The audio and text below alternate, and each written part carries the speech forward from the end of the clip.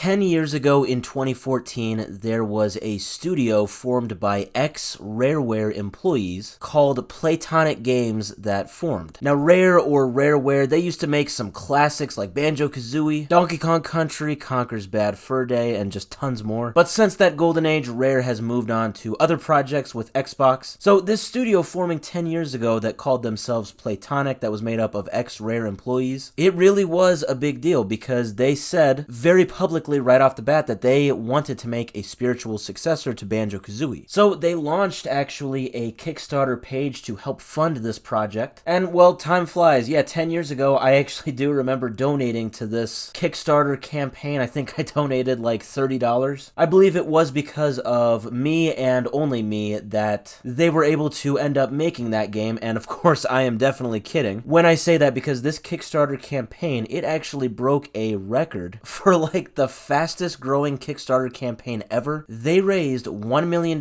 within 24 hours. So yeah, obviously a lot of people really wanted this to happen. People really wanted a spiritual successor to Banjo-Kazooie to happen. So 3 years later, it is released. It is called Yooka-Laylee. Now maybe you didn't know the backstory about it, but you probably know about this game at least to some degree. If you're into platformers at all, this is a fairly well-known game just because of obviously its history and with the record-breaking Kickstarter campaign, and mainly that it was kind of calling itself the Banjo-Kazooie spiritual successor. Now, unfortunately, this game was not received very well when it first came out, and really at all. In the past 7 years that it has been out, I mean, the hype for this game was just unreal. In those 3 years of development for this game, I mean, it was unreal. But like when the game came out and people played it, it was just kind of like, there were big worlds, and it just seemed like there wasn't a lot there. Somewhere along the line, Playtonic kind of missed their mark. And I don't know, maybe it was people like me who just really grew up in the golden years of Banjo-Kazooie and we were comparing it too much to that game. But fast forward 2 years from then, so 2019, they came out with a sort of sequel called Yooka-Laylee and the Impossible Lair. Now, this game was actually under a totally different style. This was in 2D instead of 3D. It had more of a Donkey Kong Country vibe to it rather than a Banjo-Kazooie vibe. Now, the funny thing is, whereas the first game had a lot of hype and then it was not well received, this game, the sequel, I would say it really didn't have, I don't know, much hype at all, because all the excitement was gone. People just kind of stopped caring about the whole Yooka-Laylee Playtonic thing. And yet this sequel, this 2D Donkey Kong Country-like sequel, it did extremely well. Now that is critically. Commercially, I don't think the sales were the best. So that's to kind of give you the backstory, the sort of lore with Playtonic. Now, in the past 5 years since Yooka-Laylee and the Impossible Lair, there really hasn't been much that's been going on with Playtonic, or at least from what we could tell. I mean, maybe they were developing stuff, who knows? But from time to time, I'll check up on their website, their Twitter, etc., and there's just kind of been nothing in the past 5 years. So people have wondered, is there going to be some sort of Yooka-Laylee sequel? And if there is it going to be a sequel to, the 3D game or the 2D game? Well, it turns out we actually got the answer to that today, and it's kind of neither. Yeah, surprisingly, they are already releasing a remastered version of Yooka-Laylee, the original 2017 Yooka-Laylee. Now, to me, remastering a game that isn't even a decade old now, it is kind of weird, but we've seen stuff like this happen to some extent with some games. They can release like a different updated version for a later generation of a gaming console. You got like the Grand Theft Auto 5 Enhanced Edition or whatever it's called, and sometimes you've got games that have like deluxe editions to them. You got like Persona 5, and then you got Persona 5 Royal, and I think those versions usually just include DLC. So this remastered version of Yooka-Laylee is kind of its own spin, I guess. It's kind of a combination of the two kinds of remasters I talked about. So it's going to be called Yooka-Replaylee. Still just kind of doing, the spin on words for them. So yeah, basically from what I can gather, it is the same exact game from 2017, but the graphics are way better. It just looks like it got, a new coat of paint, so to speak. They also talked about how there's going to be a brand new soundtrack with like an orchestra, and there's also going to be improved controls and camera settings. Now, as far as the actual game itself, the level design and everything is going to be the same, but I'm seeing there's going to be different kinds of challenges or enhanced versions of challenges that already existed in the base game. And there's also going to be like collectible currency, which can be used to buy more things in like the in-game vending machine. And then they talked about how there's going to be a different kind of navigation system. I don't know if that means there's going to be a fast travel or what. And then there's going to be more, they call it tonics in the game, which is just a way to customize your gameplay. And that's kind of it. So,